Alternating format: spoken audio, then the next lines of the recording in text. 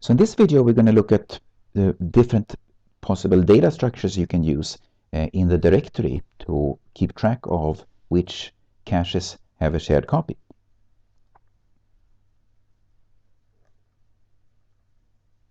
So the simplest way to represent the directory information is to use what's called a fully mapped directory. So in this picture here we have the memory. I show one specific cache line in the memory, and then I show the data structure associated to that cache line in the directory. Also show the general interconnect that connects up to k different nodes together. And think about the nodes just as k different caches. So in the fully mapped directory representation, we have k bits in the directory, and these are simply presence bits. So if a bit is set, that means that the corresponding cache in the system has a shared copy. Then we have one additional bit, which is the dirty bit. So if we have one bit set for one of these caches, and the dirty bit also is set, that means that cache contains a dirty piece of data. So it's a fairly simple way to implement coherence, but it could result in a fairly large directory overhead. So directory overhead is how many extra bits do I need to store in the directory in addition to the normal cache line data. So this typically is 64 bytes of information. If let's say this is 128 nodes you can have in the systems, that means you have to add an additional 128 bits here. So this is 512 bits. This will be 128, actually 129 bits with the extra dirty bit. So that would be a substantial overhead. It was like an overhead which is 25% extra memory you need.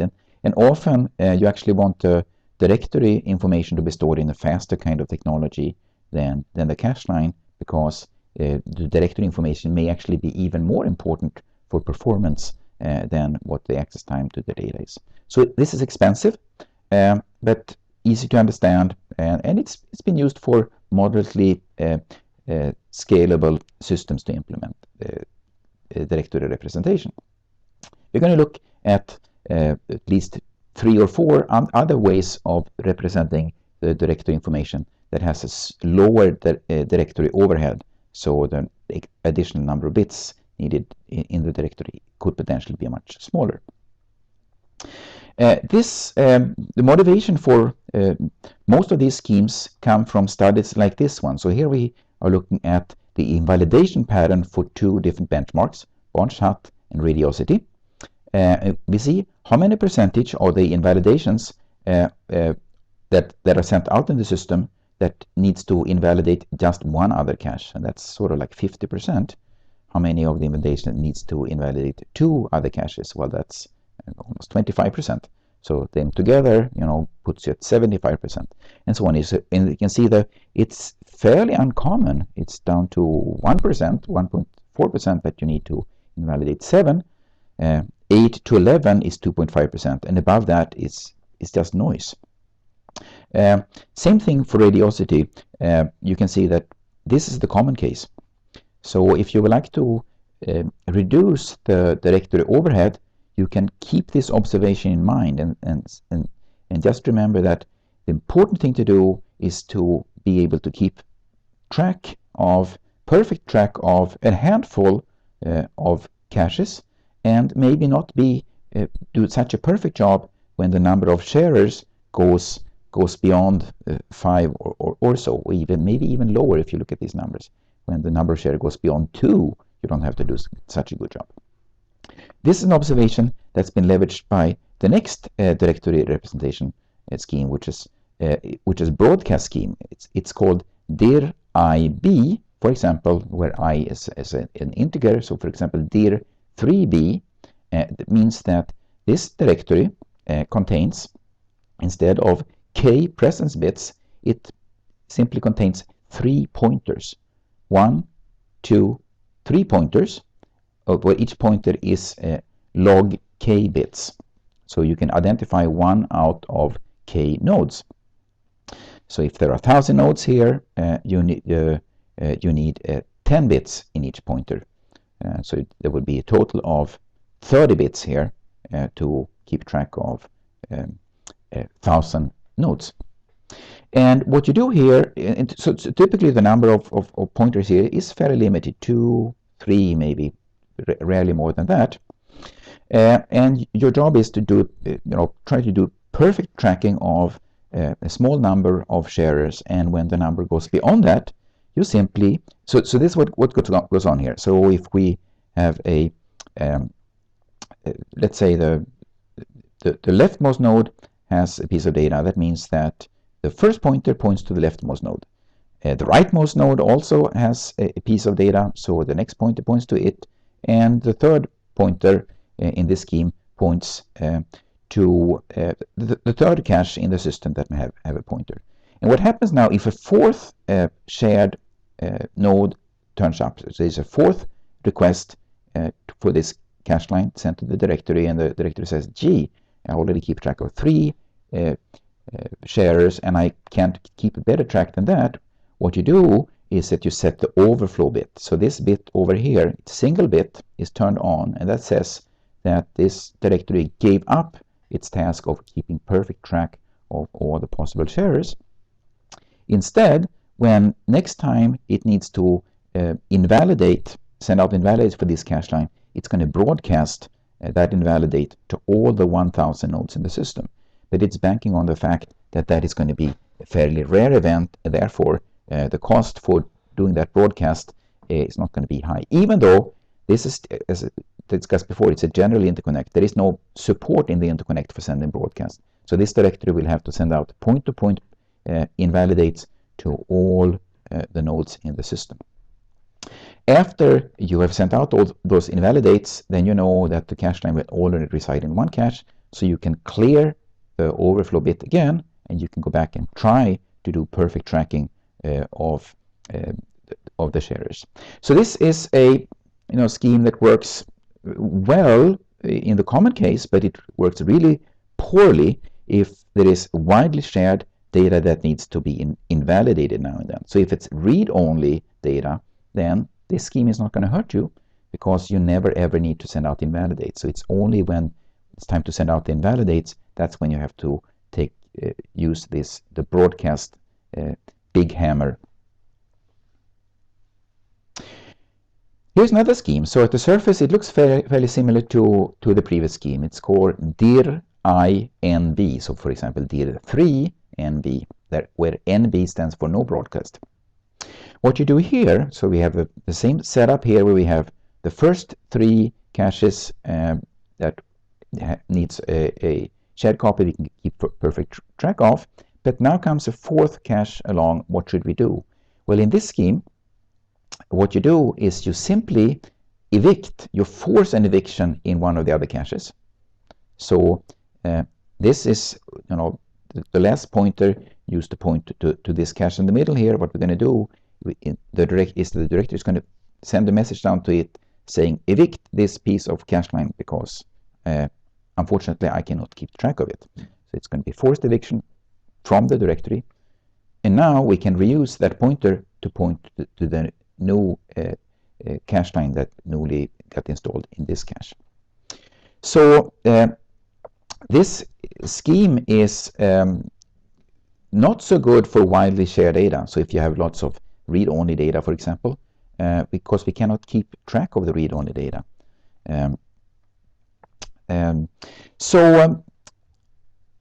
But it has some other nice properties. So which of these statements would be true about this scheme?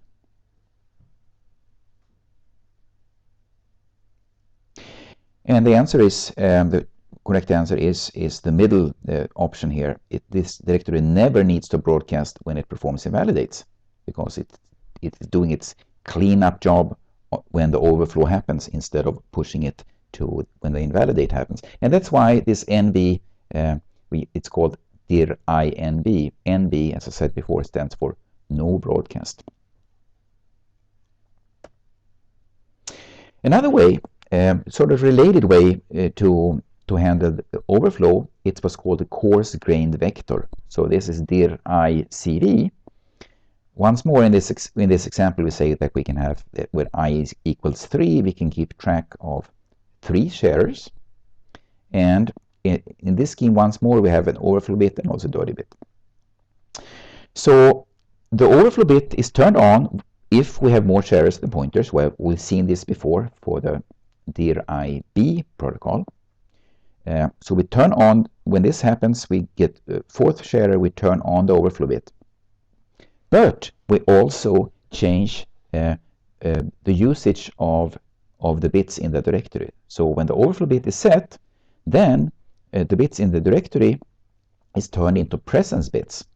But since we assume here that the number of bits we have here are fewer than k, well, that was the whole idea. That's why we went with this pointer-based scheme.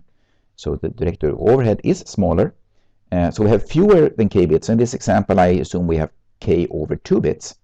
But maybe you can have schemes where you have k over 4 bits or k over 8 bits. It really depends on how many pointers you have and, of course, how many nodes you have in the system. But in this example, where we have k over 2 presence bits here, simply what we do here is that we let the first bit be set if any of the first 2 caches has a shared copy. And if that bit is set, then we need to invalidate. We need to have send point-to-point messages to both of these caches. Second bit, as you guess, is to say that at least one of the caches of the second 2 caches may have a shared copy, and so forth. So we now can sort of keep a perfect track of how many shares we have, but we can only keep it at the granularity of these groups. So we will still may have to send out a few more extra bit on the invalidate, because bit set means we send out 2 invalidates, even though only one, in this example, only one of these caches did have a shared copy. And whenever you do send out and validate, just as you did in some of the previous schemes, that's the point in time where you can change back to the pointer scheme, pointer-based scheme as well, and hope that that overflow will not happen again for this cache line. So potentially, this scheme could give you less traffic than the DIR-IB scheme, since you have a limited broadcast and you have at least at granularity of groups, you keep a perfect track of who may have a shared copy. Finally, we're going to look at one last implementation. That all of these implementations have been used in commercial systems, but the last one actually made it into an IEEE standard called SCI. SCI stands for Scalable Coherence Interface, and it has been implemented also in several commercial systems. Actually, mostly it's a Norwegian company called Dolphin that's been making these kind of devices for a long time. I think they recently changed name to Numascale is the new name of that Norwegian company. What you have here is sort of the minimalistic way of implementing a directory. So in the directory you have a single pointer with log k bits. So the directory can only point at one node that has a shared copy. So it looks like it can only keep track of a single node here. It already used up its pointer here by identifying this node. However, in this scheme, we have added some metadata to the cache lines in the caches. Okay, hard to see on this picture, but we have 2 fields here. One is the B field and one is the F field. So these are both pointers, forwards and backwards pointers. So they are also of log k bits. So they can point to another node in the system. And by using these 2 forwards and backwards pointer, we can make a doubly linked list between all the nodes in the system that has a shared copy. So we can actually keep a perfect track between all these copies. The insertion, if we get a new read request for this cache line, what we do is simply we add the new member of this club to the front of the list, so we don't have to traverse the whole list to append it to the end of the list. So we simply, if there's new cache coming in, over here we're going to change this pointer to point to it, and we are going to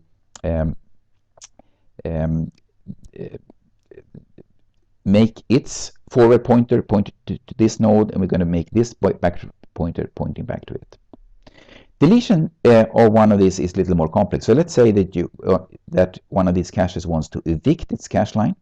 Then it has to remove itself from the doubly linked list. So it has to send a message forward saying, I'm now removing myself from the list.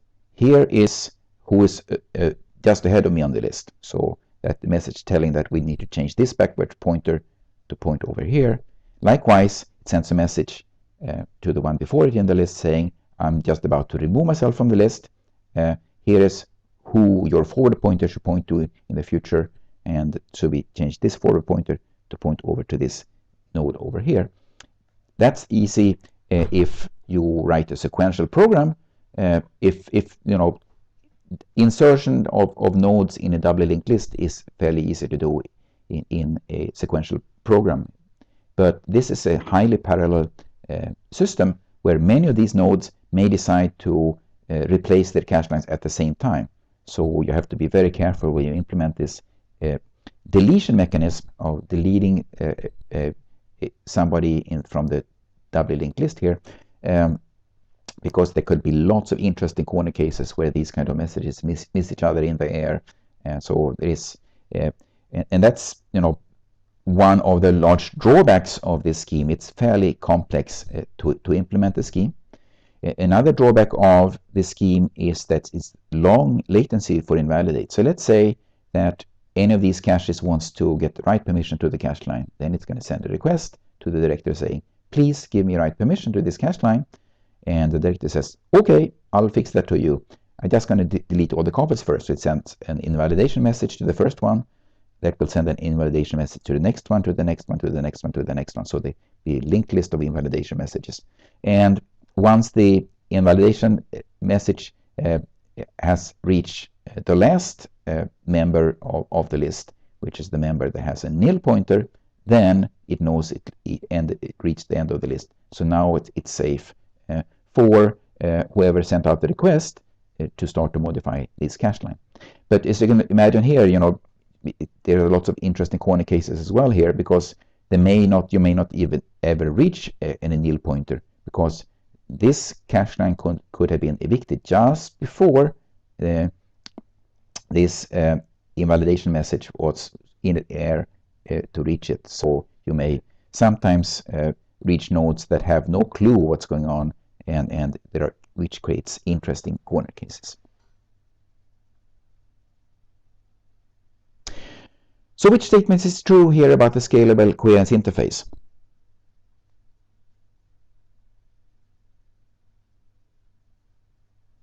So once more, it's the middle choice. It's the latency to perform invalidate depends on how many sharers you have here, and it's linear to the number of sharers. The directory overhead does not grow linearly with the number of nodes. It grows with log n or log k, since you only need a single pointer here.